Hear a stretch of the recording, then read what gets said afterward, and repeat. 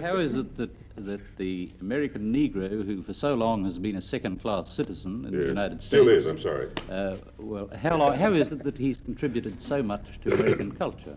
Well... Music, dance, everything you can think of. Well, I have to be very modest about that. I would say certainly as we look at the African peoples in Nigeria, for example, I just got a wonderful invitation to go to Nigeria to be present at the installation at the Governor General Ezekwe, an old friend, who will now, and I had to cable him. I'm in Australia. I certainly would like to be with you, but I'm out here with some good folks. But I'll get to Nigeria later. Mr. Robeson, do you feel that Africa is to some extent an affinity for it, a home, or do you still feel America is essentially your home? How do you feel? Well, let me come here. I'll come to that in just a second. But to come back to it, so I would say the Africans and the American Negroes have turned out to be an extraordinarily gifted people. The great tragedy is that by not making us full-class citizens as yet in America, they may be losing, I don't know how much yet.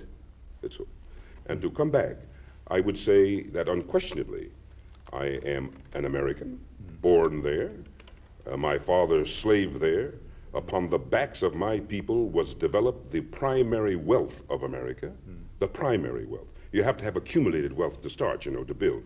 You did it another way here in Australia. You had to build your accumulated wealth too. You just came and took it, you know what I mean? And that's what they did in most of the countries. That's what you Europeans did. You just took it. We got to catch up with you a little bit. And so in America. So there's a lot of America that belongs to me yet, you understand? But just like a Scottish American is proud of being from Scotland, I'm proud for being African. Now in our school books, they tried to tell me that all Africans were savages, till I got to London and found most of the Africans I knew were going to Oxford and Cambridge and doing very well, and learned their culture. And even once somebody had the temerity, after one had conquered the Chinese people and imposed upon them the opium trade and everything else, to suggest that they were a backward people, just the people who had been civilized so long over the rest of you folks didn't make any sense at all. So somewhere, it was wonderful to find about the colored peoples of the world that they were very advanced. So I would say today that I'm an American who is infinitely prouder to be of African descent, no question about it. No question about it. I'm an Afro-American, and I don't use the word American ever loosely again.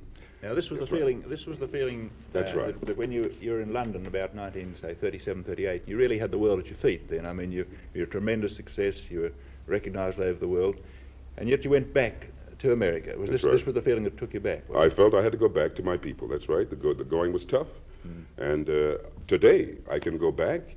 I just had my passport renewed. I could go back to pretty tough times now.